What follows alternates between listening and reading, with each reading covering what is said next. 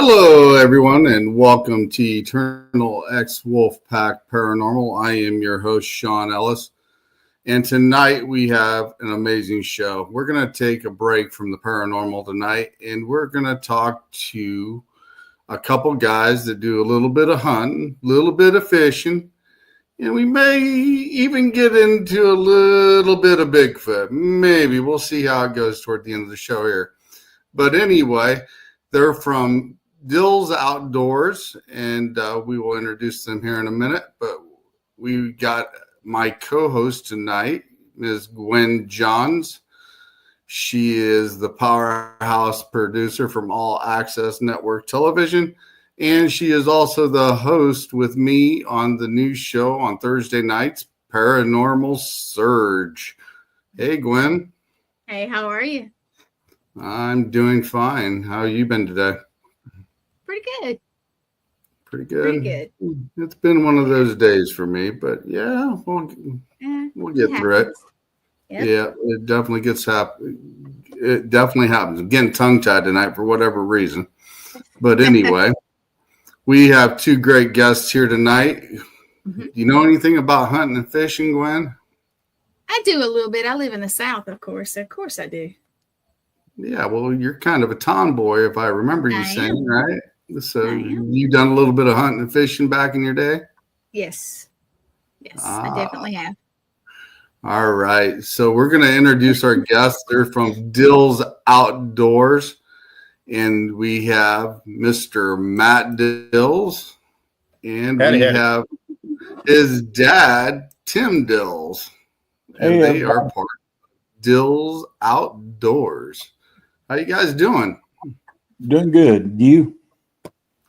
Yeah, I'm hanging in there. It's been a little chilly today, and it's supposed to be colder tomorrow, but I'm wanting this weather to get back to normal, so we ain't got this up and down, freeze, hot, warm, cold. Can't decide what it wants to do. So, but yeah, that's definitely. And we may have a little bit of delay on my side too, guys, so kind of keep that in mind. So we got we'll roll with it. We got Thomas Patrick Gormley in the house. Thanks for stopping by, Thomas. He will be on my show next week. Oh, that's right. So, Matt, can you tell us a little bit about yourself and Dills Outdoors? Yeah. So just about myself, bona fide redneck. I'm a dad of 3 kids. Got an 11-year-old, 2-year-old, and he'll be 5 in June. Hunt, fish, stay outside as much as I can. About Dills Outdoors. I've wanted a hunting show for a few years, and Dad approached me with an opportunity one day saying, "Hey, why don't we try to do a show?" And I said, "Okay." And we moved our stuff to YouTube after a brief period of putting videos together. We decided to move it over to YouTube and start working with that. And the way our show is we don't doctor anything up. We don't because the video editing is done by me, and I am not a video editor. I can go cut, paste, cut, paste. So, it's really, we're kind of what you see is what you get. You watch our stuff. We might not, if you're watching it for high kills, you might not see that. I think so far we have 3 kill shots on our show out of 10 episodes. It's just because that's the way hunting is. You don't always get something when you go to the woods. Right. Matter of fact, we just went turkey hunting yesterday. The heard them everywhere, all around us. Didn't see one. So it's just that's the way hunting works. But that's kind of the way our show is we're just we're as honest about it as we can be. We don't if we kill something, you're gonna see blood. It is what it is. I know on some of the TV shows and stuff, they go through and they wipe the blood off of them before you see them and all that kind of stuff. It's hunting. There's blood. There's whatever. That's just part of it. No, we don't glorify it and sit there and go watch its head explode. Right. but we do. We try to be as respectful to any animal that we kill as we can be. Dad always taught me to be an ethical hunter.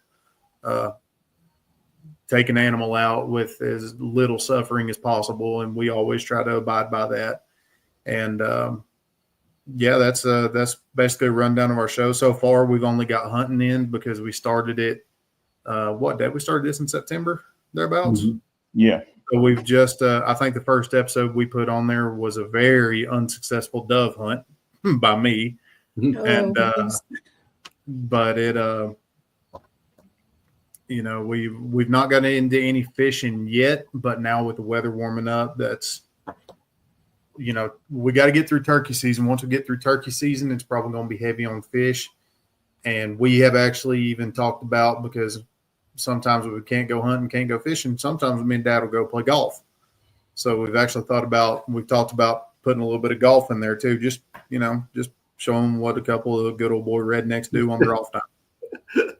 Yeah, most definitely. You got to have something to do when you're not finding anything. That's for sure. Trust me, if we don't, it gets dangerous. Yeah. So, See, if we don't have anything to do, it gets dangerous real quick. Yeah, like taking a 4-wheel out and just spinning. Yep, in the mud. I don't know anything about tearing up my dad's yard once. Yeah, Something like that. Yeah, I can see it in your face.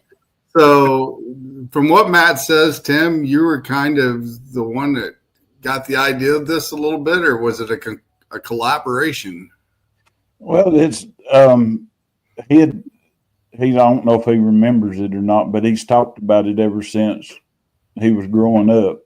We need us a hunting show. We need us a hunting show when he was a teenager. So it really just that, and wanting to do stuff for the grandkids.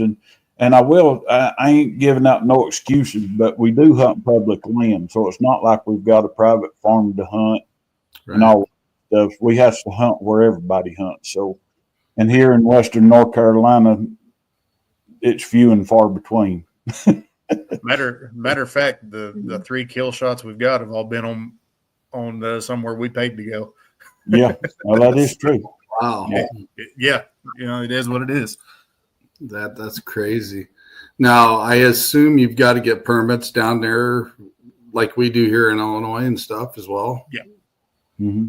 And we're both lifetime license holders. Yep. We've got our lifetime hunting license and fishing license. We don't never have to buy them again. All the grandkids has got them. So I made sure when my kids, before they all turned a year old, they all got their lifetime hunting license, hunting and fishing license. The only thing that they'll ever have to buy, for which I have to do the same thing. The only thing I ever have to buy is a bear tag. Dad was able to get it before they started doing bear tags separately. Mm-hmm. So but a bear tag is only a couple of dollars. So it's either back before I got my lifetime, it was $50 for a sportsman's license, and I'd paid $50 for my sportsman's license for 10 years.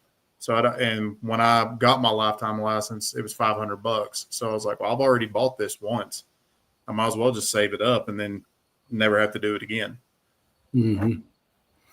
So, did you guys have to take any gun courses, like a refresher course, before you actually went out hunting over there, or they used to require a hunter's education course, but recently what North Carolina has started to do is they allow an apprentice, I think it's called an apprentice license, which is if you're a first-time license holder, you have to stay within so many yards of somebody who has had their North Carolina hunting license for at least 1 year.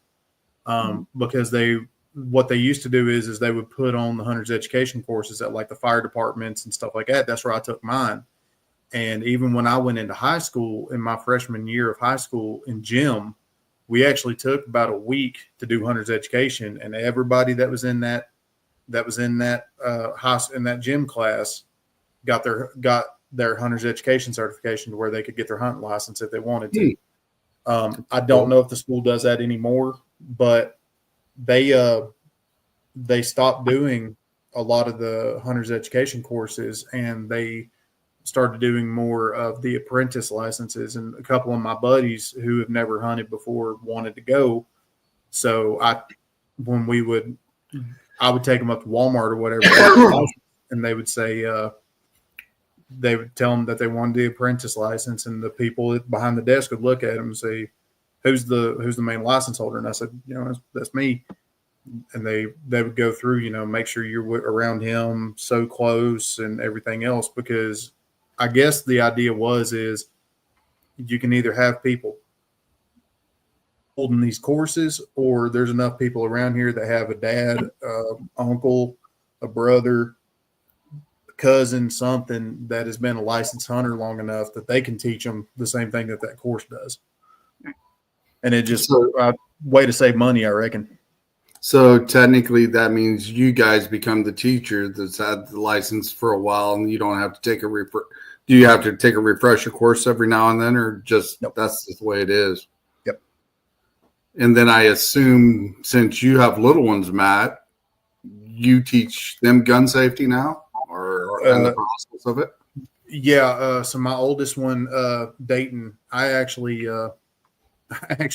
when he was 2 or 3, I had guns in my closet, in the gun cabinet, but I had guns in my closet. And when he was 2 or 3, I said, son, we don't go into daddy's closet because he's got guns in there. He said, okay, Dad.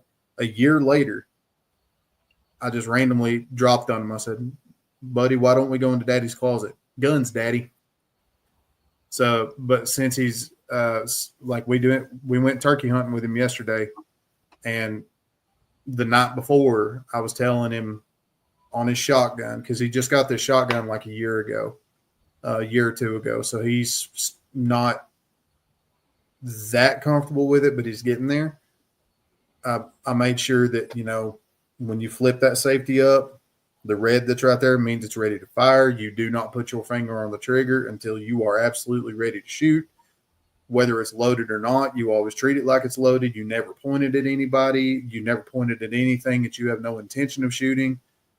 I do my best to make sure that he follows, gun safety rules. So far, I know the one thing that I was taught we haven't had to worry about yet, but there's if you're going over logs or anything like that, if you've got somebody else, hand it to them. You go over, they hand it to you, whatever. But so far we haven't had to go through that yet, but it's whenever the time comes, I'll try to make sure that he knows that as well. Right. And that's like down, I assume that's just down trees, or when you're belly crawling through the brush. Yeah. Any time that you got a risk of bumping your gun, or you got a chance of dropping it, bumping it, whatever. If you've got somebody with you, hand it off. If you don't, do your best to get it. Like, just try to reach over and get it over. You get over yourself, and then you get it. But you don't, because you don't want to be trying to cross over a log with a gun in your hand, and all of a sudden you slip and fall, and that gun go off. Yeah, most definitely. And I'm assuming you got to wear a hunting safety vest there too, right? Depends on the season. So like during dove season, turkey season, and bow season, you do not. There is one time during bow season technically it's muzzleloader season. When muzzleloader season kicks in, you have to wear, which our muzzleloader season now, that's 2 weeks?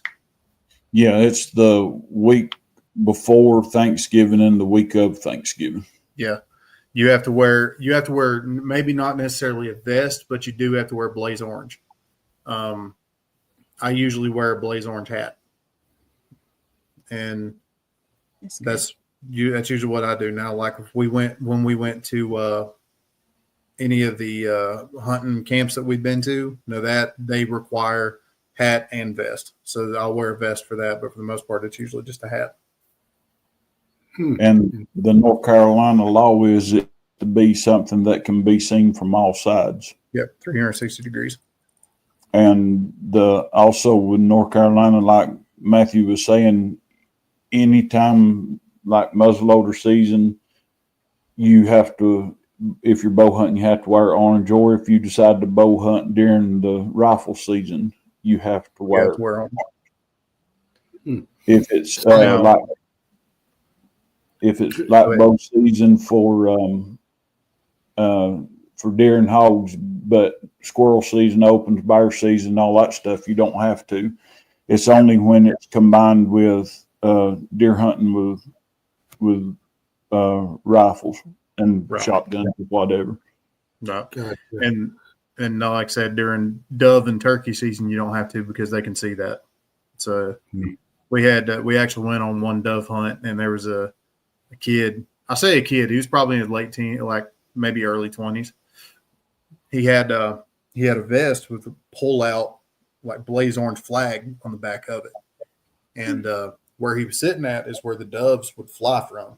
So as those doves are coming through, they see that blaze orange, and they go. They just book it, and we do kind of a reset. We did get some shots in, mainly from the ones that was coming up above me. We got some shots in, and then we took a little break, and everybody went out and picked their doves up or whatever, readjusted their decoys or whatever. And I seen him, and he turned, and I saw that blaze orange. I said, "Come here, Bubba," and he got to me. He was such a sweet kid. He's like, "Yes, sir." And I said, "Turn around real quick." And I stuffed that back in his vest, and I zipped it up, and I said, "They can see that orange, man." And he goes, "Oh, I thought I had to have it. I'm sorry I messed it up for everybody." I said, "Buddy, don't you worry about it. You didn't know." But he was a real sweet kid, and he just and a little bit after that, when we got reset, all of a sudden right over him, they started having doves fly over. So I was like, well, he was thinking safety purpose wise, because that's what he was taught, and that's a good thing. Yeah, I don't fault the kid. I mean, he going by most hunter safety, he's doing exactly what he's supposed to. But like I said, doves and a lot of birds can see that blaze orange, and so when they're flying over, and I'm guaranteed these doves have probably been shot at before. When they're flying over, and all of a sudden there's something in there, about that big, just blaze orange, they're gonna be like, "That ain't right." Right. That's why Dad was to wear a camouflage hat, that orange hair. If they see him good, they'll just. So, since birds can see color, and the fact of you said the orange kind of runs them away, is there any colors that actually attract them? Not really. You just try to stay camouflaged the best you can. Yeah. Any kind of bright colors, whether it's just like anything that would attract blue jeans, that kind of stuff, something that don't look normal, because especially when migratory birds, they get hunted from when they leave up in your area, they get hunted till they get all the way to South America. So by the time they get down where we're at, they're like, "I've seen that before. I know not to go over that." I mean, that's like a turkey, and I know everybody thinks that turkeys are these dumb animals. There's that old myth about turkeys are so stupid that they'll drown themselves in a thunderstorm because they're looking up. No. I had one turkey 2 years ago. I had one turkey.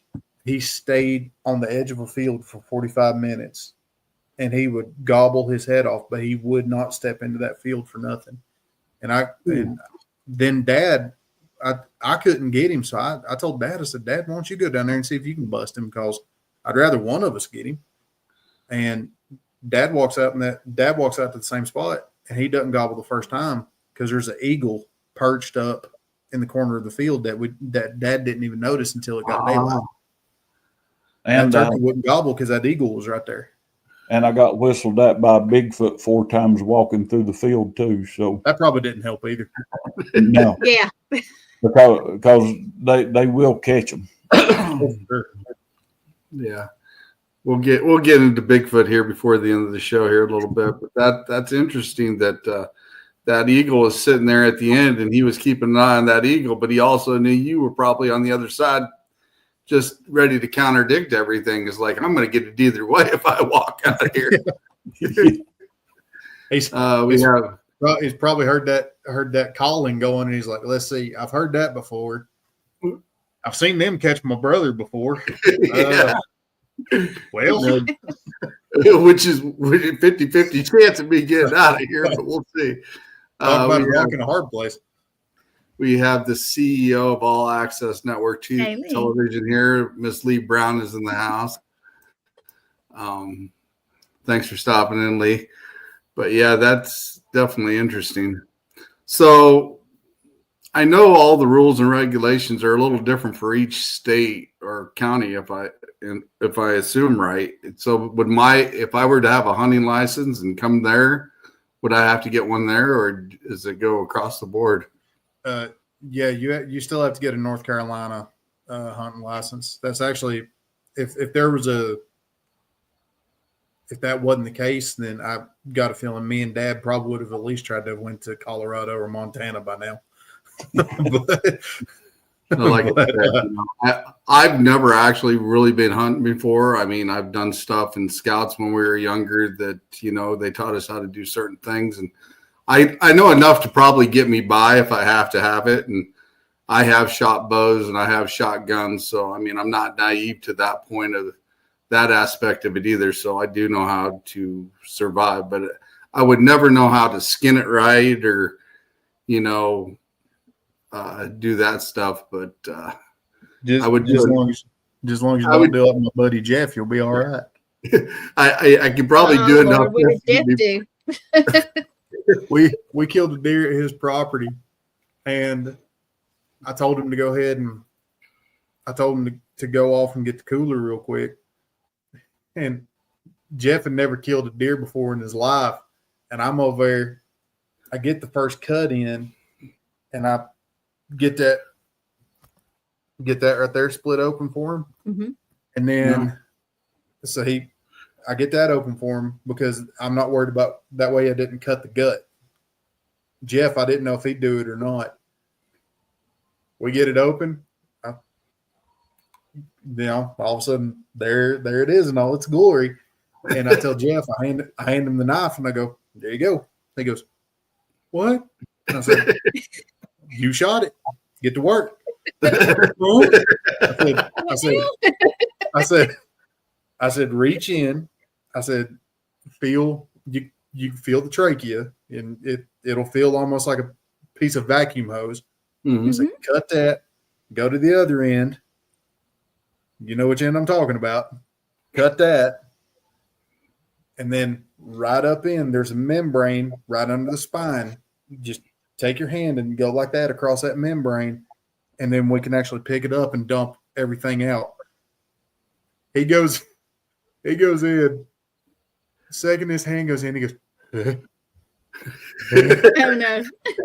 I look at him, I said, don't you puke in this deer. And he reaches in and he gets a hold of the heart, and the thing, it died so fast because we killed it with a 300 Win Mag, so it just right. The heart's still beating. He turns as white as a sheet, and he goes, "Its heart's still beating." And what was even better is because its nerves was dying down, the muscles were still retracting a little bit, so that freaked him out. He gets a hold of the heart, and it's still beating. And I said, "What?" And I go in there and I reach. I actually eat deer heart. I love it. And I go in there and I feel it, and I just go pop it out. And I go, "That's mine." And I put it in the cargo. I put it in my cargo pocket. He just goes, yeah.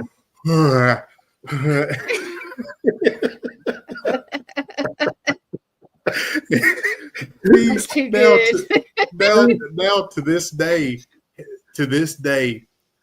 he will only take his deer to a processing place where they will take it guts and all, and he doesn't have to gut it first. Oh wow!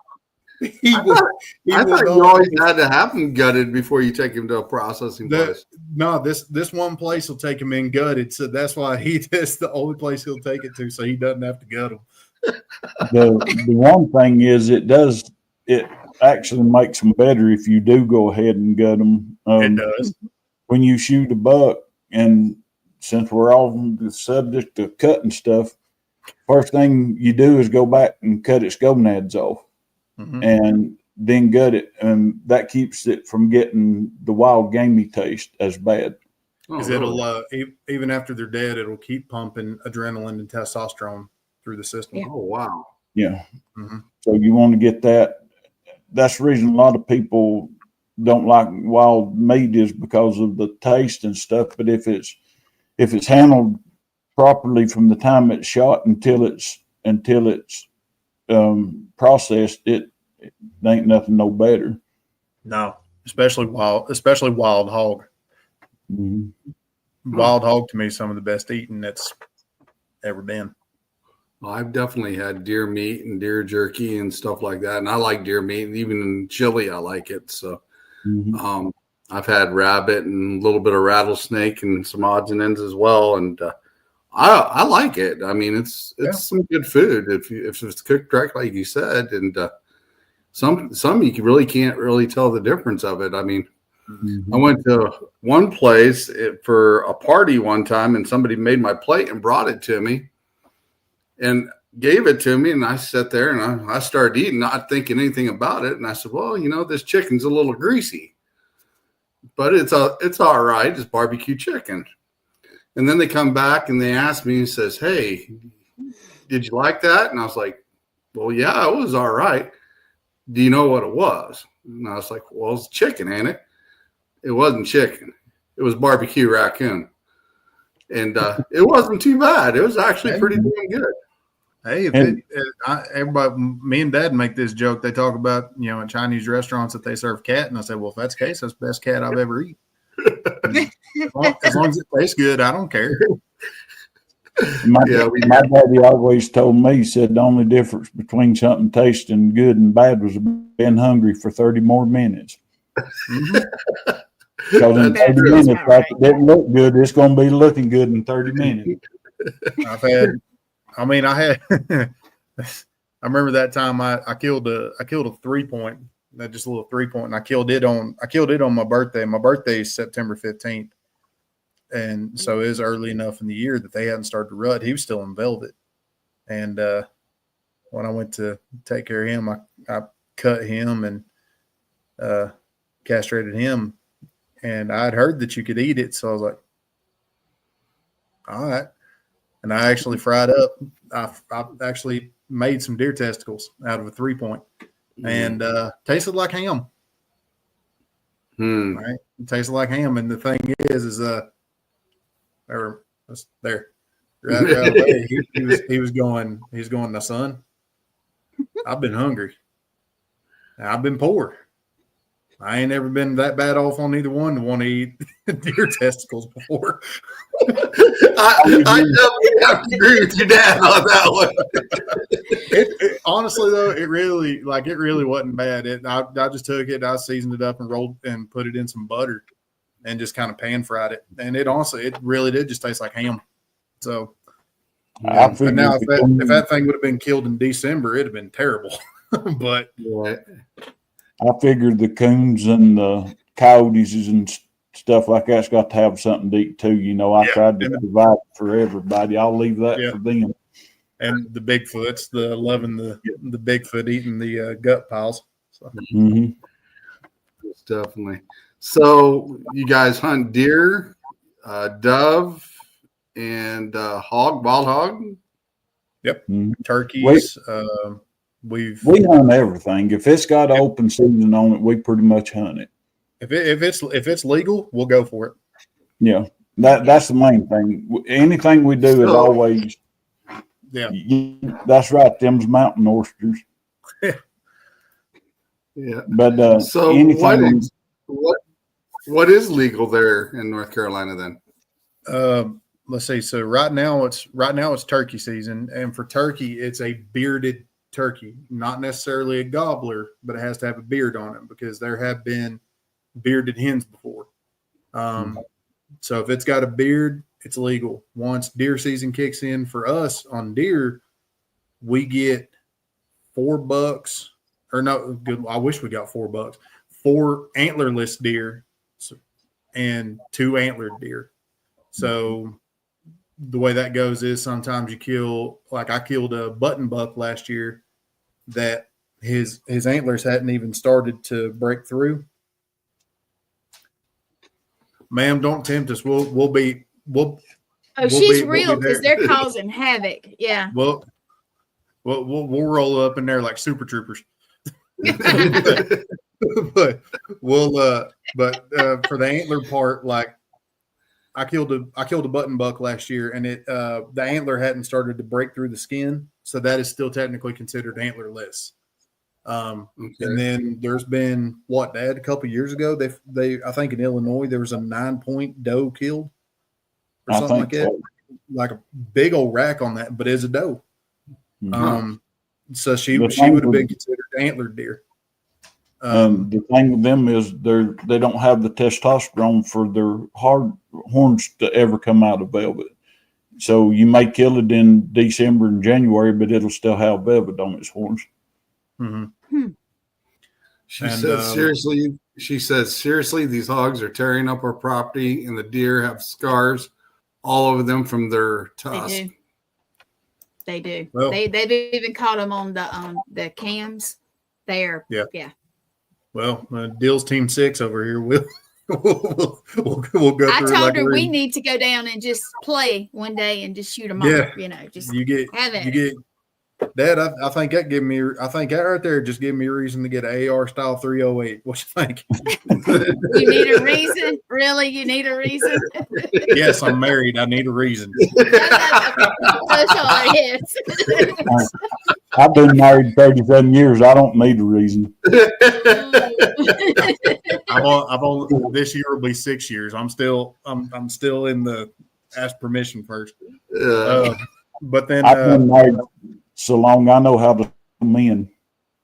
Yeah. But as far as the legal things, Shawn, there's also like during goose season, because we have goose hunted before. It was the most redneck looking thing you've ever seen in your life because we're floating down the river in float tubes with shotguns. Looked like a deleted scene from Deliverance. But it was fun. We killed 2 geese. I think where we're at, the daily limit is 10 on geese. I think it's 10 on dove and 10 on squirrels when squirrel season hits. Squirrels 8. Oh, is it 8 on squirrels? Well, luckily, I've never been able to come across enough to even see 8 in a day. He does. Yep. He uses it for Bigfooting, but we have no issue putting that to use on some hogs. Well, if you definitely go over there and I'm down in the area at the time, we'll do something about it for sure. Man, if we went over, there's a new episode of Dills Outdoors. There you go. And Bigfoot hunting. There you go. Because we'd have to do it all when we were together. So yeah. Oh yeah. We've been wanting to do that for a while, right, Lee? I know Matt's been saying, that I was welcome to come down there with them guys, and we wanted Victor Santiago to come down with us. And I've talked to him a few times and told him we ought to still go down there for that. Yeah. I hope he's scared. That'd be cool. Yeah. Because Vic's too scared that we're going to leave him up in the woods of Bigfoot. I got to admit, that's got to be funny. I did actually get a chance to see him go on a ghost hunt with Susan Victoria for the first time. Yeah. And they walked by something and something fell in a cabinet, and boy, that got his attention. That was live. So I bet Vic jumped every bit of 4 foot high. You have to go back and watch it. I think you still are able to watch it, but it was live when they did it. So. And it got his attention pretty good. That's for sure. We have turkeys with beards to the ground and chunky babies. Chunky baby. So. Ma'am, with all due respect, you're killing us here. Yeah. They're like, oh no, it's a hunt. It's a hunt. They're not far from Gwen. You know where Gwen lives. So they're not far from Gwen. So it's was it like 2.5 hours? I think, Lee. Yeah. From where we are, yeah. And South Carolina's licenses are not that expensive. There you go. You'd have to have those small games. Yeah. Mm-hmm. Well, you'd still have to have a state, whether they're considered game animals or not. You'd still have to have a state hunting license. You know what though, and don't mean to break off on this, Dad. Just to us have a quick conversation. I don't know why we haven't just went ahead and started doing South Carolina sportsman's licenses. We go down there enough to fish. Yeah, that's true. So. Yeah, people fish here at the lake right where I live. Bass and all kinds of stuff, but I know they have bass tournaments and stuff around here. What lake do you live close to? Lake Greenwood. Glenwood. I've heard of it. I ain't never fished it. I fished Hartwell a lot. Yep, Lake Greenwood.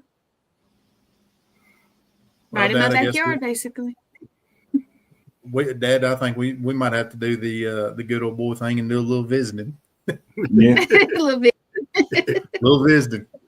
Little bit. Well, I'll be down there in about 3 weeks. I'm coming down to South Carolina, and I'm actually going to a powwow. Cool. Going to our powwow. We're going on a couple investigations, I think, when we're down there as well. I think that's what they've got lined up. And, yeah, so. If you can throw in some extra time, run by, and we'll take you Bigfooting. Yeah. All of our spots are opened up now. All the that sounds like a good idea. Excuse me. There you go. That might be one of the days we'd have to plan when I'm down there. Maybe we'll get y'all up these mountains real good. Jump up there and check out some Bigfoot stuff, and then I can tell Victor I've been out in the Bigfoot field and where you've been. Yeah. I cannot see Victor out Bigfooting or hunting or fishing. I just can't see it. Well, when we talked to Vic about it the one time, I was about 15 pounds heavier then. He said he would pretty much just put me in front of him and let me. He said he'd be running the other way when we all be chasing and he'd be taking off the opposite direction. You guys are slower than him. Vic said that when I was recovering from my knee surgery. I just now realized I might need to take it a little more personal.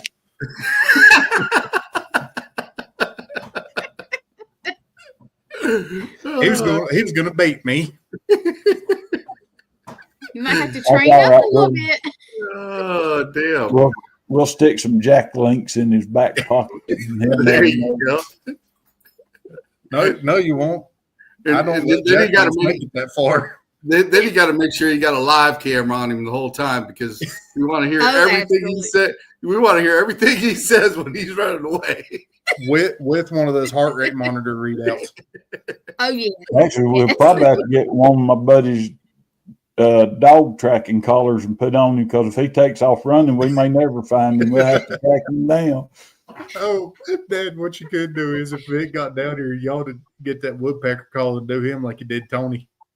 Yeah. Go ahead. I was going to say I got a call that I can mimic a woodpecker, and it works good during turkey season. And my buddy might have been coming off of about a month of drinking something a little stronger than Coca-Cola, and his nerves was about shot, and his was standing in front of me, and I didn't think, and I hit that thing, and he come up about that high off the ground, and it absolutely scared him to death, and I just rolled laughing. I didn't do it on purpose, but just being there and in that situation to hear a grown man going like that. I just rolled. We couldn't have killed the turkey 2 states over. He screamed so loud. I still wish I could have been there when he tried to shoot that pheasant with a bow. He took his wife out on a date, and there's what we call pheasant, just a rough grouse, but it's standing on the log. He goes out and he has all the time in the world to set his bow up. I mean, he's ranging it and everything else. That thing just sits there. And it wasn't 10 yards. It wasn't 10 yards. He pulls back and shoots, and it goes right between that thing's feet, and it just goes.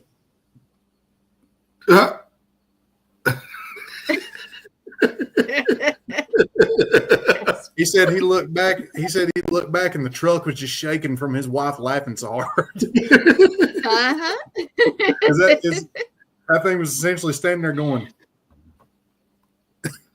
"What you doing? You missed." Here I am trying to commit suicide, and you ain't going to help me a bit. I could spit 8 yards. Yeah, just a dead shot and went under the legs. Now I'm coming after you. I can just see that thing probably chasing him, and he'd be running the truck. I think what would have been funnier on that pheasant is if it would have just walked out on the arrow and just been like, Yeah. Yeah, that'd been cool. I'll show you. I know birds can't spit, but just look at it and go, look back at him. Bring it on, big boy. Well, they could spit rock. They could spit rocks out. Don't most birds chew on rocks when they eat? Yeah, they've got them in their crawl.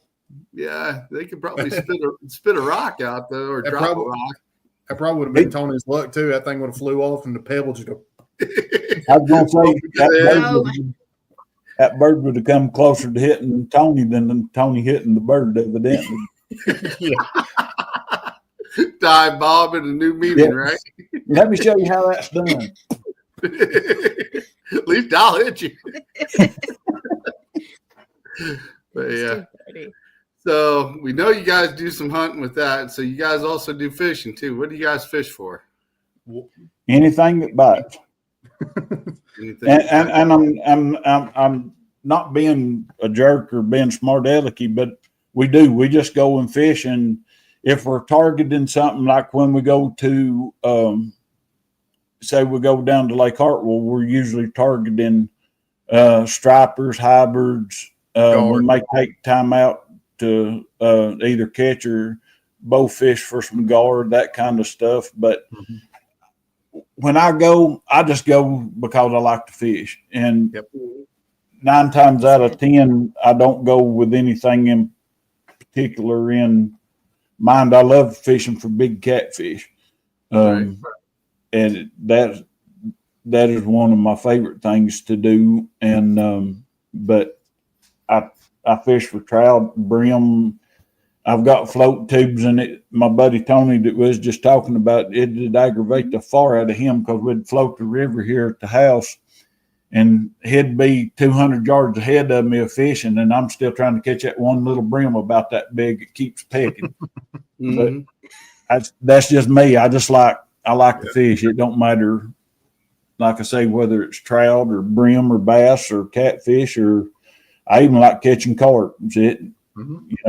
Just fish. And y'all love it around here. And I like to bow fish. I probably like to bow fish more than I do regular fishing, but I like regular fishing too. But bow fishing, you got to be a lot more selective. I can't go out there and just be like, "Hey, largemouth," Right. So around here, the only thing I can shoot is carp, and then carp. As far as bow fishing for them, they're a blast. And I got what was dead about 2 years ago. I shot my first gar when we went down to Hartwell. Yeah, something like that. Yeah, and when you shooting something that ain't big around as that. Right. So, what's the strangest thing? I know everybody's got a story when they go fishing. What's the strangest thing you've ever caught? Go ahead. You go ahead. I got to think on it. A cow. A cow. A dead cow. We was fishing in one of the lakes up here. That name of the lake is Fontana, and we was trolling for walleye, and I had my lure, trolling out the back of the boat, and we was easing up to there, and all of a sudden something stopped it, and I set the hook on it, and it started moving. So I thought I had a fish. Told him, I said, I don't know, it ain't going to be no walleye because it's too heavy. And evidently, up here where we live, there's cow pastures all in the lakes, and not lakes, but the rivers and all that stuff. So evidently, one of them had got swept away or something, and it had got pinned on the ground or something. But when I hooked it and started pulling it, it come loose, and it come to the top, and here's this big old bloated, full-grown cow. I mean, it's what the hell? Yeah, my cousin cut your line. I just bring you plug. I ain't cutting my line. His pulling the Jeff. He wasn't liking that smell too good, but that's the weirdest thing I've ever caught is a cow. Man, hell, you had to have some hell of a test line for that. What were you using for test line to pull that thing out? Good drag. Just 20-pound test. Good drag. Yeah, that's it. I mean, I'd say I've not really caught anything weird, but I have been. I was with Dad one time. We were doing my senior project. My senior project was on bow fishing. And now other people are doing it, and I was the first one to ever do it in my high school.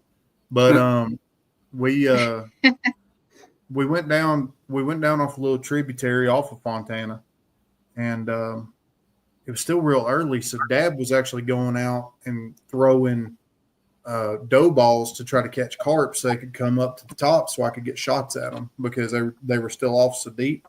Mm-hmm. And we had one come in, like that thing started to take, and Dad starts trying to reel it in, and I'm getting ready. And Dad goes, hold on. That might be a catfish. He starts reeling it in as a snapping turtle. So as far as the weirdest thing that I've seen, it'd probably be Dad catching a snapping turtle. Yeah, that's kind of either that or when you snag that alligator down in Sand Coop. Yeah. Threw what was a rooster tail? Mm-hmm. Yeah, threw a rooster tail over the back of an alligator and was trying to reel it in. All of a sudden, it catches alligator. You just hear the reel on Dad's pole go. That little 12-pound test didn't hold that 14-foot alligator very long. He just snapped her and took her with it, huh? Yeah, honestly, this ain't no joke. I would pull out line because I was going to have to retie, and I'd pull out line down in my reel, and about 5 foot would come out, and it'd be broke again. How it broke line that far down in my reel, I have no idea, but it did. So somewhere in Santee, there's probably still an alligator down there with a white rooster tail stuck in him somewhere. Wow. I wonder how many brim and stuff come up and bit at that thing. You know what would be funny though is if now he's actually got a bunch of little brim skeletons on his side. Oh my goodness. That gator's new nickname's Boneyard. Do you guys ever do like instructional videos as part of your little thing? Your show? We did one right before turkey season, just kind of showing what calls we use, what situations we use those calls in, what each call could be, because there's certain turkey calls that you don't want to make, like was it putt, because that's a putt is one that a hen will use to say it's an alert call. And so that can actually, if you're just sitting there and just start going like that, that's to them, that's something's wrong. Don't come around, get away, whatever. So that's one you want to try to avoid, but you still want to know that call. That way, like when we went turkey hunting yesterday, we had a boss hen just around us trying to putt and trying to spook the gobblers away from us to either come with her or just get away from us. So that's, it's not a call you want to use, but it's one you want to know. And I'm not good at instruction videos, and the reason is I've done it for so long. To me, a lot of things are just second nature. I don't even realize I'm doing it, but right. So I forget to tell, and poor old Matthews had to go through it a lot, but we'll be hunting and stuff like that, and I don't think to say this, that, or the other, and then because it's just all second nature. Yeah. Mm-hmm. And I actually, when I was I did college for a little while. You see where it got me. But when I was in college, I actually wanted to go to school to be a teacher at one point. So doing like the teaching people stuff and instructional things like that is kind of in my wheelhouse. So a lot of the instructional stuff, if it's stuff that Dad's taught me or that I have at least a basic knowledge of, I can bring it up. Like if we're doing a video on, I don't know, perfect example, like me and Dad have two different ways that we deer hunt.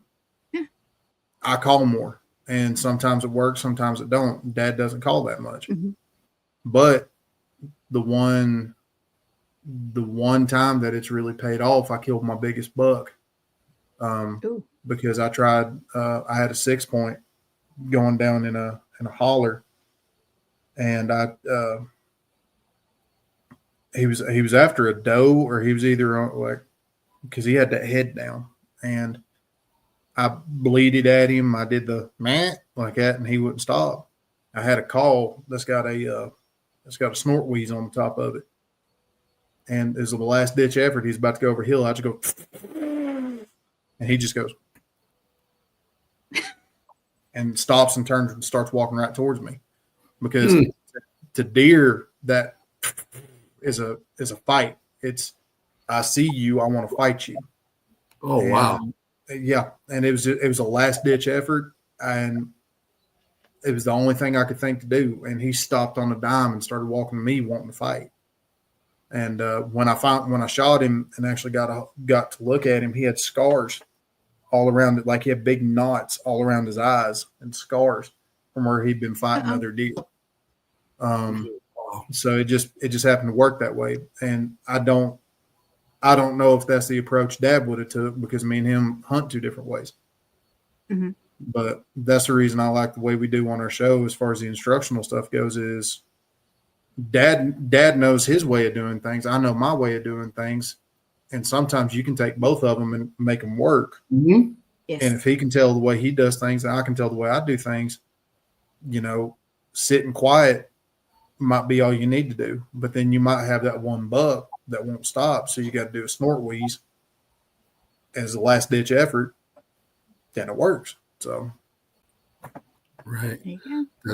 Have you ever seen one of those bucks go head to head with another one and just watch them sit there and fight?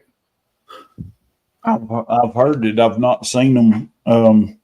It's one of them.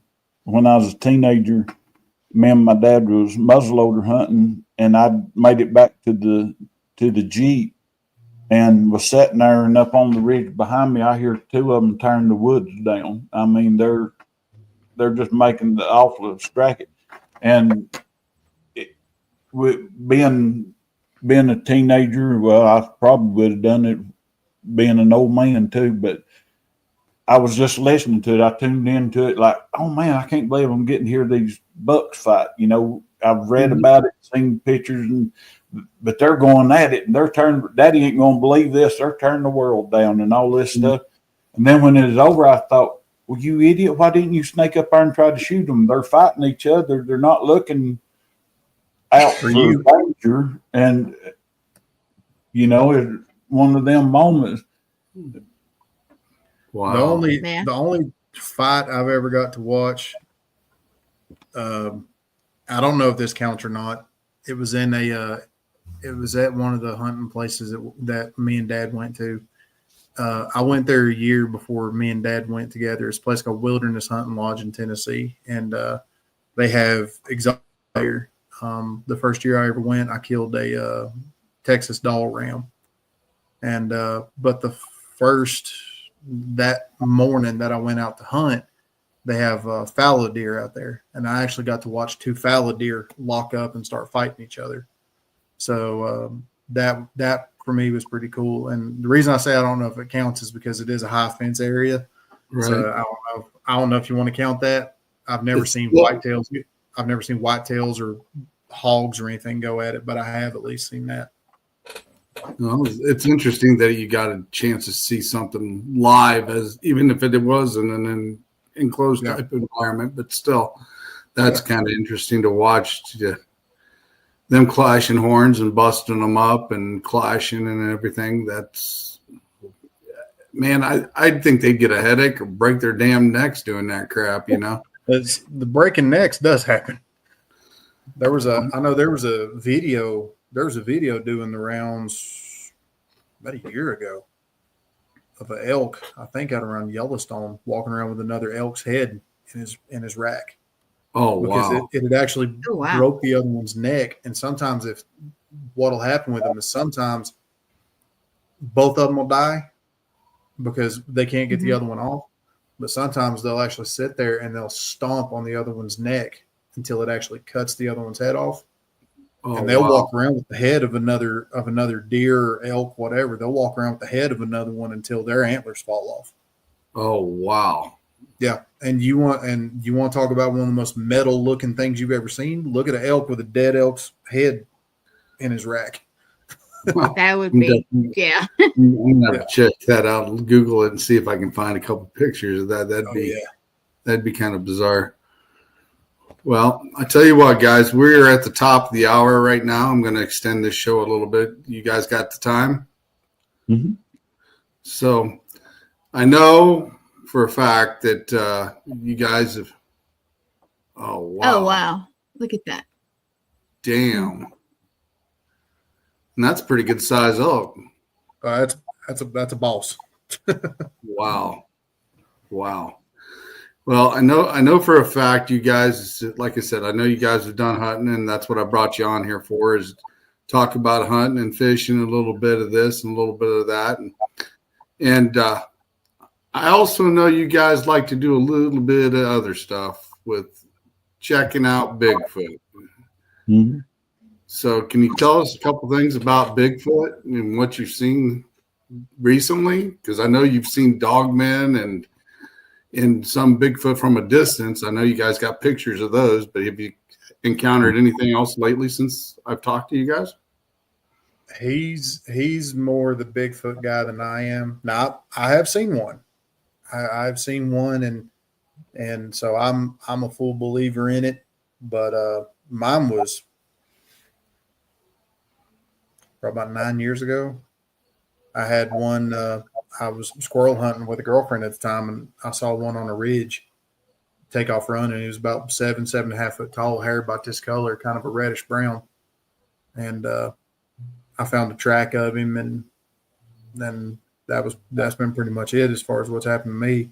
Dad's the one that's the cryptid magnet. I've since I had my first encounter in 2008, I've seen 4 of them. I keep up with 5 family groups of them here in the county that I live in. And I know there's more groups of them than that, but we've been getting, the last couple of times that we've been out, we've been getting juvenile tracks. We got one over at my mom and my dad's. Mama called me one night, back in December, I think it was. And there's a Bigfoot outside yelling, and it just blowed her mind. And we went over there. I put in a driveway sensor, so if something comes up their driveway, it'll set it off so they know somebody's coming. One night about 9:45, somewhere around through there, I don't remember exact time, but it was dark. The sensor went off, and she thought, well, maybe it's a deer walk through it, so I'll go out and see if I can see it under the street light. Well, she walks out and goes off the porch onto the ramp. My dad is had one of his legs amputated, so he's got a wheelchair ramp and that kind of stuff. But she was standing on it, and up on the ridge one started hollering. So we went over there, me and the guys, Shawn, with Robert and George and all them guys. We went over there, and right beside the sensor for the driveway is on like a beach style planter that's got flyers in it and all of that stuff. And we got a juvenile track. It was about maybe 5-6 inches long, maybe a little longer. But we got to cast that. And about the only thing we can figure is them. I don't know if people know it or not, but they have a sense of humor. They honestly do. And the only thing we could figure was that the little one kept sticking its hand because it was standing right beside the sensor. The sensor's on the front, that's standing on the side to where it could stick it out and make the sensor go off. And they can see into the light spectrum enough, and that's one reason that you don't get a lot of stuff on trail cams, is because if they can, the trigger on the trail cam, it'll put a grid out, and if something breaks that grid, that line, then it knows to take a picture. And same thing with that driveway sensor, it had a grid out, and so I'm sure they know that was there. And I honestly believe, I've got no way of proving it, but just knowing them as much as I do, I honestly believe the little one was down there messing with that. And then when the big one seen my mom come out on outside, then it started yelling for the little one to come on, because I found a place when we went up there and investigated and put out audio recorders and trail cameras and all of that stuff. We put them out, they'll move them, take them down, all this stuff. But anyway, we put them up anyway. But I actually found a spot in front of the tree where all the leaves had been kicked out, and it wasn't up but bare ground. You could see an old footprint, nothing to get a cast off of. But from where that was at, it can look right down on my mom and dad's house. It can see the yard where the deer and the turkey come in, and it's actually in a great spot to where if it sees the turkeys or deer, whatever's down there, and it sees it go up this way, then it can cut them off. If it sees them coming in to the woods, because they got what we call the hayfield, anywhere where those animals go, when they leave that field, they can see it. They can tell exactly where they're going, and they know where to head them off, because that's the main source of food. Deer, turkeys, hogs, raccoons, all of that stuff. One thing that I've learned is that they don't smell all the time. It's a defense mechanism. And the reason I say that is we've had them follow us for 1.5 miles into the woods and back out. And it's up above us. We hear it flanking us. When we first smelled it, we stopped and was talking about smelling it. The wind never changed. The wind stayed coming down the mountain to us, and we never smelled it no more the rest of that day, but it was staying right up with us. And number two, if they smelled as bad all the time as what they smelled, then they'd never be able to catch hogs and deer and all that stuff, because they'd know there's around. Right. That's true. Okay. But So they do.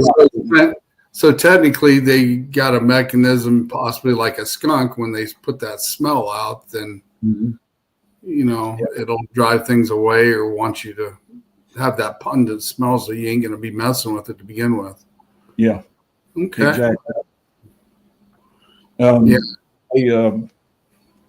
I've got videos of them actually taking and turning my trail cameras around on the tree.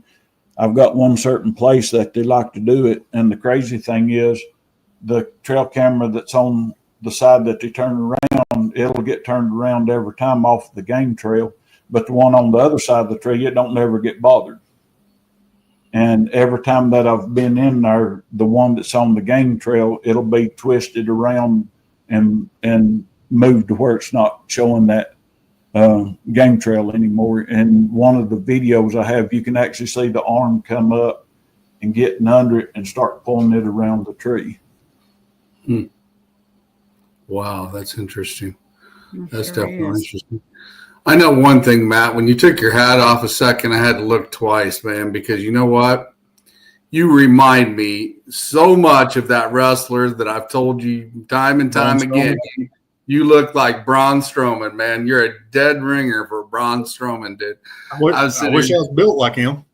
I'm sitting here looking. I was like, "Damn, Matt!" I said, "You could be his twin for being Braun Strowman, dude." I wish I was that boy is. Of course, his dad was a professional football player, so He's looking around. Nothing. But yeah, like I said, I had to look. I kept glancing over. I was like, "Man, you look just like Braun Strowman." that's. I don't know. Maybe I need to get that. What is it? That one he's got right here? It says "Country Boy" on it with yeah. He says "Country Boy." He's got a tattoo across his bicep. Yeah, that's for sure. I know one or two times I've been out to a WWE main event or a wrestling event, and I've had my head shaved bald, and I had my goatee out a little farther, and I was wearing my Stone Cold driving that Ranger. I had a blue Ranger just like his, and we pulled up behind some kids that the Dudley boys were sitting there messing with on the corner when they were getting ready to leave. And then all of a sudden they look back and they look at my truck and see that, and then they see me in there, and then I have my shirt and stuff on, and they thought I was Stone Cold. So I rolled down the window, gave them the bird, and said, "Hell yeah," I kept on rolling. And they were sitting there taking pictures. I was like, "Okay, whatever." I started looking, going, "What?" Well, that's before he started the what, but still. Oh, okay. Yeah, he'd go around and say, "Oh, hell yeah." So I yelled it out the window, gave them all the bird, and they were sitting there flashing pictures. But that's definitely funny. But, I think Braun's like 6'9", so they ain't nobody going to be getting me and him mixed up with each other. I don't know. I still think if certain people would walk up, you definitely would be a dead ringer, pretty close to it. If I was able to get my traps up to about right here, maybe. I'd have to do a lot of them shoulder workouts to get them up there, though. But yeah, that's definitely for sure. But yeah. So I remember at one time, me and you, Tim, we talked a little bit about something that you actually possibly got a hold of. Are you able to talk about that and what come of it? Oh, about the hire sample? Yeah. Are you able to talk about that? I got up with them. I had the North Carolina State University was doing a cryptid study on Bigfoot and all of this stuff, and I sent hire samples in, and I've had them done other places, and I know that that's what they are. So I sent them into them, and it turned out a little more disappointing than just the way the meeting went. Mm-hmm. I talked to him. He said, "Yeah, we've got your samples. They everything's going good," and was really talking about how everything was and all that stuff. And we're doing a Zoom meeting, and he's looking at his computers and typing. Yeah, everything. Man, we're excited and all of this stuff. And he tells me that they've got them, and that they've started working on them. And I figured he's getting ready to tell me what I already know. Mm-hmm. And all of a sudden, he switched just like that. And luckily, my wife was listening in. We had another guy that's in the group Dirty South Squatching that I'm in. Yeah. Chris Collins, he was on the Zoom call with me. And he's already talked about what they're finding and how everything's going good and all of this stuff. And then in 10 minutes, it went from that, "Well, we don't have your samples." "Well, you done told me a while ago that you had the 3 samples. You asked me who was with me when I got them. Mm-hmm. Has anybody else got hair samples from that area and asking these questions. And so it's one of them. And when you get into the Bigfoot thing, you find out quick that they're going to cover everything up as quick as possible. And to me, that's exactly what happened, because here he is telling me that they've got everything and they're liking what they're seeing and all of this stuff. And then he tells me about the 3 samples and all of this stuff. And then all of a sudden, well, we don't have those. Well, you told me 10 minutes ago that you did, and that you had been working on them, and that you had news to tell me. That's what the Zoom call was for, was to tell me what they'd found so far and how things was going and all of that. And when I get through with it, I'm like, no, wait a minute. Maybe I misheard it. So I got my wife, and then I called Chris, and him and his wife and me and my wife all heard it, that they had got them and that they had been doing the studies on them and everything was looking good. And he was excited about it. And then all of a sudden, we don't have them 10 minutes later.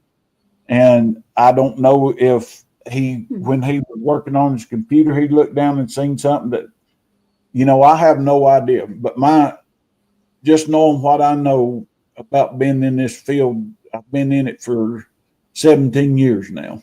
Mm-hmm. And I know when you start backtracking and you start backpedaling and covering stuff up, I've heard it a lot. So, and that's exactly what he done. We've had him. So one of the things that I'm going to ask is, it seems like more than one person I've heard this from. It seems like whenever they send out samples of any type or anything that's related to Bigfoot, or they think it's related to Bigfoot, they come up, like you say, they come up lost, they come up, misdone, or lost a sample, or whatever the case may be. Do you think they're actually going out to some of these locations to where you said that these were, and looking for themselves and keeping the evidence? I think they're, in my honest opinion, and nobody's going to listen to an old redneck, but I honestly believe they're getting names of people that had samples so that they can start watching what they're putting on out in public. And the reason I say that, and I've got no way of proving it, but I'll tell you this, and people can draw from it whatever they want to. I was at speaking at a place down in Alabama, and this guy I know, I won't mention his name. His name's Tim Coonbo Baker. Big time into Bigfooting and that kind of stuff, and been doing it for years. He asked me, he said, have they been to see you yet? And I said, who? He said, the government. And I said, no. He said, well, as much stuff as you're putting out, they will. And it wasn't but a couple of months after that, I started to go live. Me and Matthew was going to do a TikTok live, because that's where I post most of my Bigfoot stuff at. Right. And the night before, my computer was working fine. I go to plug it up. Matthew was over here at the house with me. He was going to read the messages that was coming in so that we could answer them, because that's what we wanted to do. If people had questions about them and that kind of stuff. And my computer would not pull up. It just sat there and spin. I took it to, and for about 2-3 weeks, I'd been promoting that, and we're going to go live on this night and answer your questions. Well, my computer crashes. I take it to the place here in town, and they told me, said, your hard drive is fried. Everything on it's gone. No pictures, no nothing. And that was just been what, Matthew, 2 years ago? 2-3 years, yeah. So there's all those years of evidence that I had stored on my computer. And I thought, well, that ain't no problem. I've got them backed up on a flash file that I keep on my keep my computer right beside my recliner in on that on my table in the drawer, I kept a flash drive of everything. So I get my flash drive out, get my computer home, put my flash drive in it. Every folder in it, it's got all the names. It's got everything that I had named, whereas Bigfoot, the place, all of this stuff. And I open it up, and every one of them's empty. There's not a video, there's not a picture. Everything that was in that flash drive's gone, except for the folders that they was in. Wow. So that's the reason I know that a lot of stuff, and like I say, I have no way of proving it, but after a while you got to start putting the dots together to get a picture. And for my computer to crash the night that we're going to go live, and it was working the night before, right? That's awful suspicious, especially when I don't use my computer for nothing. Now I use it for doing a podcast, but that's all it's used for, is to put my videos on, and everything else I do off my phone. So it's not like it picked up a virus or nothing like that, because it ain't on mine for nothing except to go to StreamYard and TikTok and that kind of stuff. Well, I definitely know when me and Gwen's done some shows before, and we've had guests on, or we're on other podcasts, and we start talking about certain things, we get that round circle loading and getting kicked off, and we call them computer gremlins and stuff. But we definitely know what you're talking about for that, for sure. And the fact is, even your internet lagging so slow that they can't even do anything, or etc. Or it's retarded. That's one thing, I've told a lot of people here recently, if they're hiding something, I'm the type of person I want to know. I want to know what's out there. I don't want to be hidden anymore. If it's here, I want to know about it. So then, hey, we can check this out. What's going on? Find out what's going on with everything. But, some people, it may put into a big panic and, start a bunch of other chaos. But damn, it just makes you really wonder when people go to the point of that to cover up stuff, or possibly covering up stuff, I should say. If they go to that length to quieten normal citizens down to where that other people can't learn from it, what are they hiding that's a lot worse than what we're doing that we have no idea?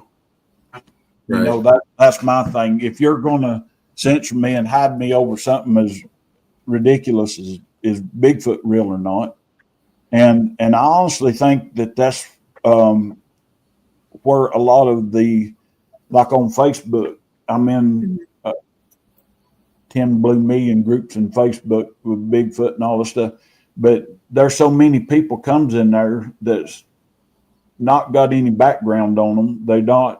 And all they come in is trying to start a row, and you know what I mean, trying to discredit anything you do. And I think just like they did, and I'll shut up after this, maybe I may get on a rant. But anyway, back when COVID was going through, they tried to shut everybody up that didn't go along with their narrative.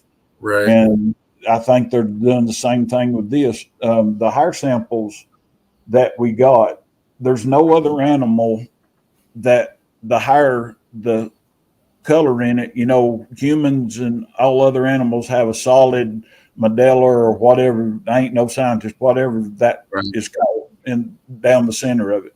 Well, Bigfoot's ain't. It's broken up. It'll have like red, and then it'll be translucent, and then it may be a black or a gray, but it's like that throughout the whole hair. So, we know what we've got, and we've had it up and actually had some done in Canada, and they said, if there was such a creature as Bigfoot, this is what we expect that it would be like. Well, that's saying yes without saying yes. You know what I mean? It's It's almost like what you described. They got chameleon style hair where they can adjust to the environment and blend in with it. And that's why everything's so hard, but they're smart enough to understand what's going on. They can smell you just like you're hunting them down or tracking them down. And then they've got, what do you call it, a sound structure with them that can actually make you sick. I've heard. The infrasound. Yeah.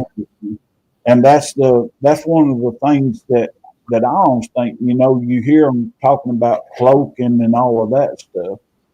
I honestly don't think they're cloaking. With that, the way their hair is, all they have to do, it's just like fishing line. You put a translucent fishing line in the water, it disappears. Well, when you pull it works on the basis of a crystal, how you turn it is and how you are, and the light shining on is what's going to produce, what color light or what it is. And maybe that's got some of that in, that hair sample or some samples that it's got that crystal type structure or, that translucent, like you said, that can make it like a chameleon. And I don't know if anybody that's listening watched it, but a few weeks ago, Expedition X, which is Josh Gates and all them off the Discovery, they went in to Kentucky and they actually recorded infrasound being produced. They took an instrument in to produce it themselves, and they was producing that 15 hertz or something like that, and they had no response. And then they bumped it up to 17 hertz and produced it again, and they got a response back at 17 hertz. And when they had it analyzed, they said that there's no animal in Kentucky. That was my wife. That's a she squatch. But they said that there's no animal in Kentucky that should be able to produce infrasound. Right. And I'm wondering if when they do that infrasound, if they don't vibrate and that higher shimmers to make it look like they're becoming cloaking or whatever. Translution and yeah. And I know there's a lot of people that knows more than I do, and I can only talk about what I've experienced. I've never experienced them. That actually gives me a few ideas, of thinking, like you were saying, if it's a vibrational sound in their hair structures like that, man, you know what you can do with things like that? Mm-hmm. And also, what I don't know if people realize it or not, infrasound hits different people different ways. Oh, yeah. So, the guy I was talking about, Tim Kumbo Baker, he was talking and telling me when I was down in Alabama, he was saying some people, it'll actually make them hallucinate. Some of them, it'll make them sick. And, it different things to different people. Mm-hmm. Well, I'm wondering, and some of these people that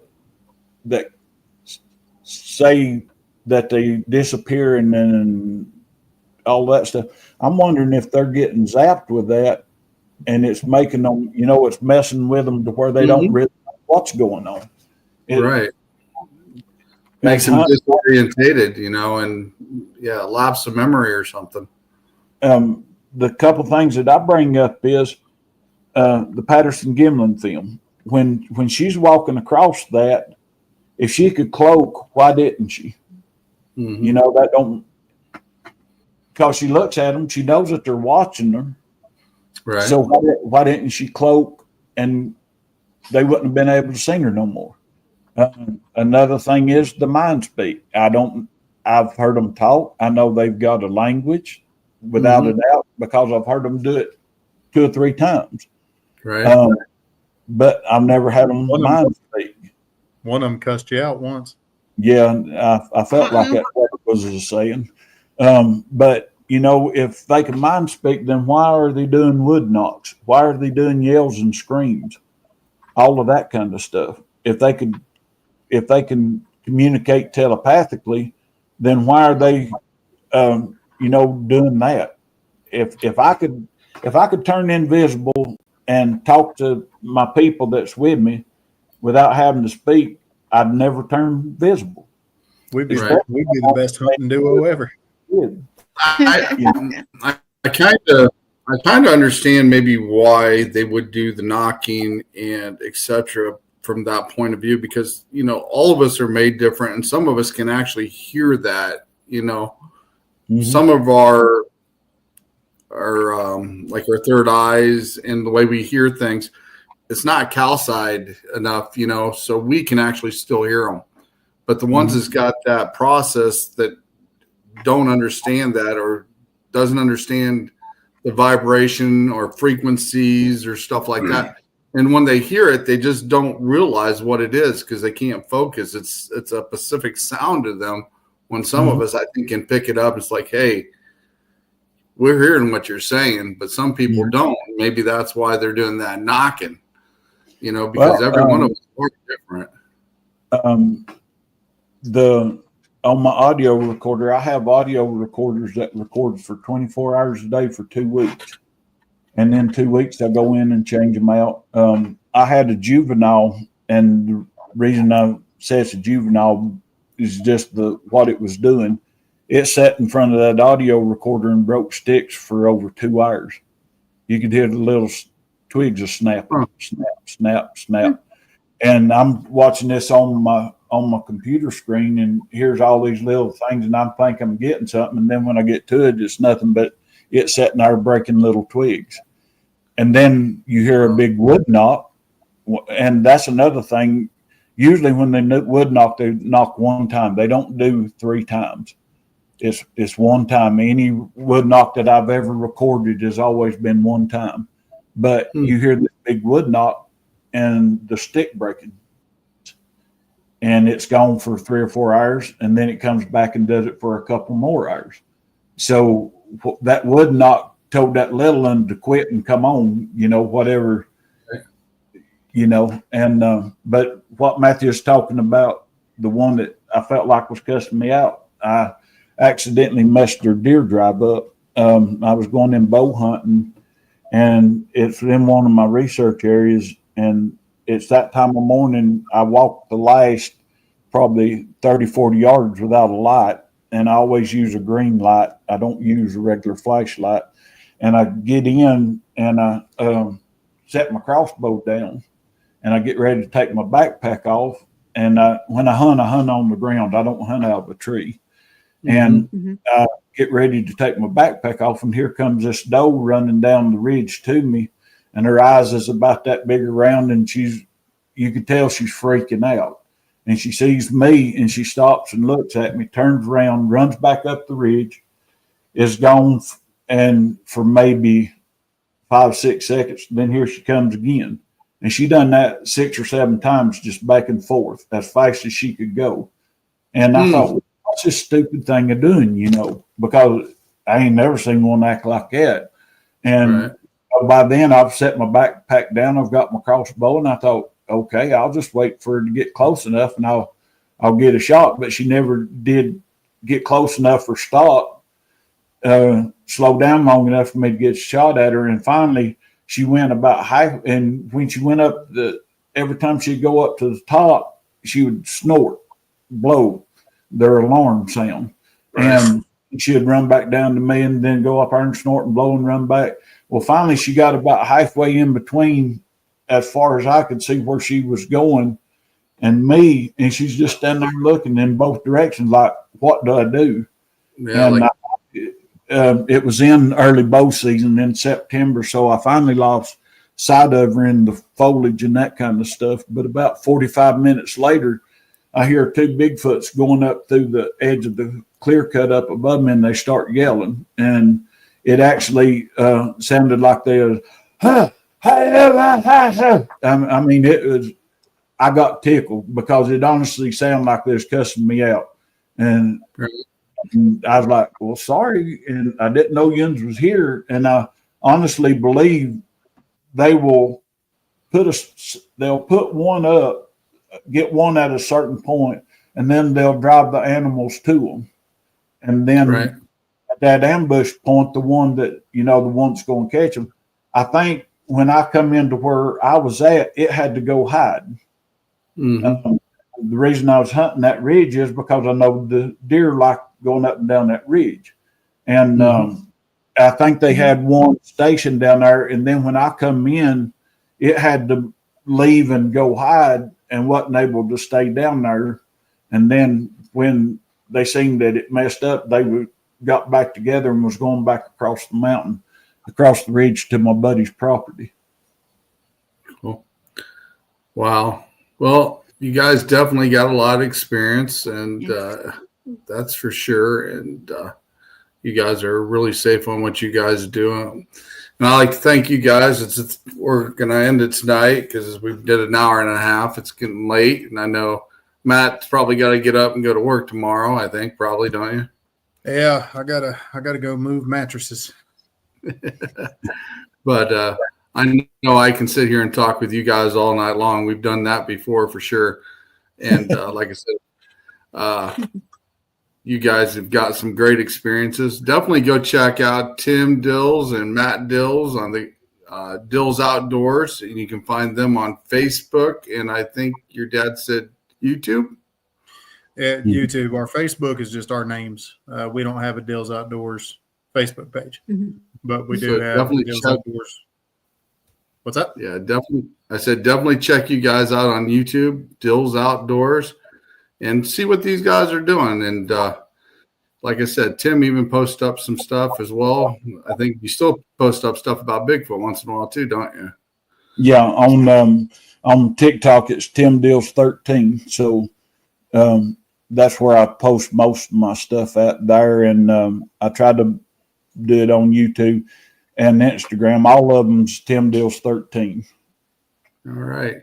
Well, like I said, definitely go check these guys out. They've got some great experiences, and they share with everybody on YouTube and TikTok. And like I said, they're more than welcome to come back on the show anytime they'd like, and anytime you want us as well. And definitely maybe have you come back on and talk a little bit more about Bigfoot. But like I said, I know tonight we were going to talk a lot about the hunting and stuff like that. And I hope a lot of people kind of caught what you guys are doing and some of the things that's happened, and, you know, and how safe you guys do stuff. And definitely go check them out, especially if you're putting out a little bit of teaching videos for maybe some of the younger kids too, that, you know, it's beneficial. Definitely go check Matt's YouTube out for the Dills Outdoors as well. So, but yeah, like I said, guys, thank you for stopping in tonight and talking with us. And we definitely going to have you guys back on in the future for sure. And we're going to set you backstage. Yeah, we're going to set you backstage, and we're going to close out the show. I got a couple of commercials we're going to show, and then we'll come back and talk to you. But I appreciate you guys coming on, and thanks for talking with us tonight. Appreciate you, Bubba. Yep. So I'll see you guys. See you guys here in a few minutes. Those guys are pretty awesome. I've known them for a while, and they've got some great stories they've told, and definitely some experiences they've got as well. And I'd really like to see those guys' YouTube blow up and their TikTok, you know, because like I said, they do some pretty cool stuff. So definitely go check out Dills Outdoors and Dills 13, I think he said it was. Definitely check that out and see their experiences firsthand. So what do you have coming up, Ms. Gwen? What do we have coming up?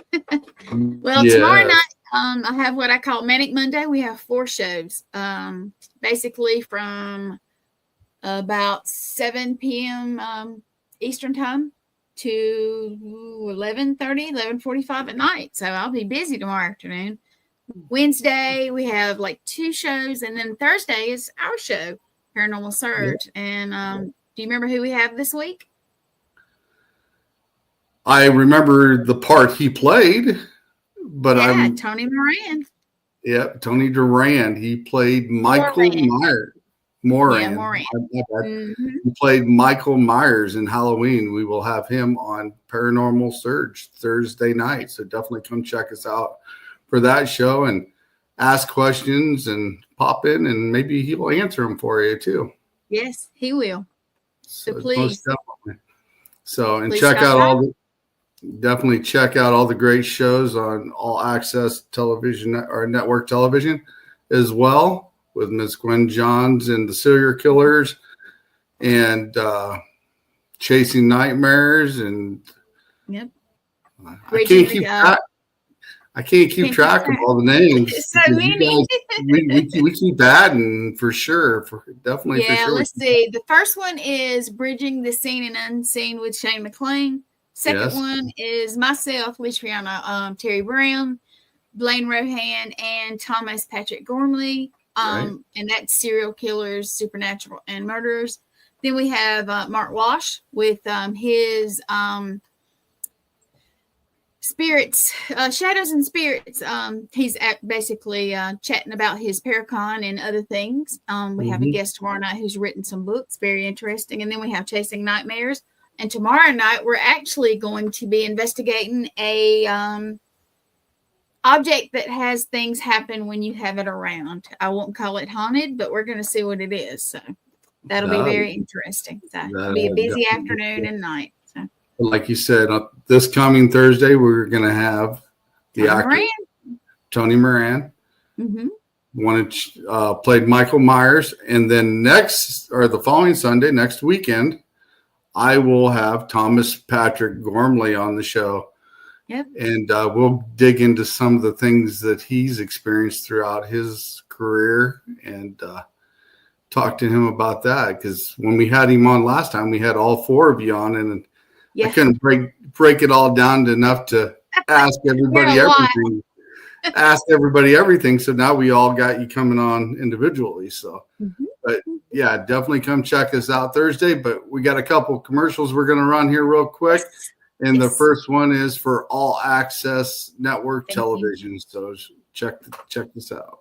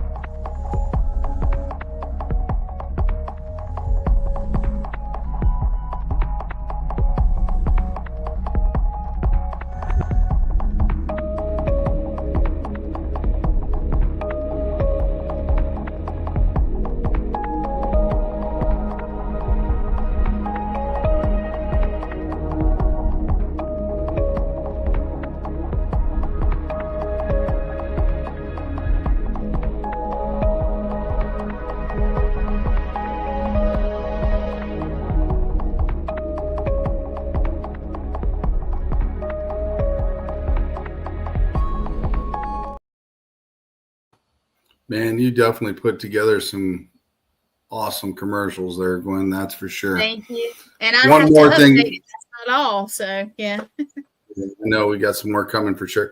One more thing. The event coming in July. I will definitely be there in Broadhead Manor for the Paranormal Rockdown. And here's what's going to happen. So stay tuned for this. Brace yourself for the Paranormal Rockdown, July 18th and 19th, 2025 at the haunted Broadhead Manor. Friday night, rock out with Dead Amsterdam, Left on Red, and headliner Green Jelly. The music may not be the only thing shaking these walls. Rumor has it the spirits love a good beat. Will you meet one? Saturday, meet paranormal legends like Dave Schrader, Sam Baltrusis, and more. Enjoy thrilling workshops, tasty treats, and a live Zoom Q&A with Dustin Perry. Dive into the ultimate paranormal investigation with expert guides. Or join a spine-tingling seance with Sam Baltrusis. Tickets are limited. Get yours now for an unforgettable weekend of music, mystery, and chills. Definitely check out Paranormal Rockdown coming in July.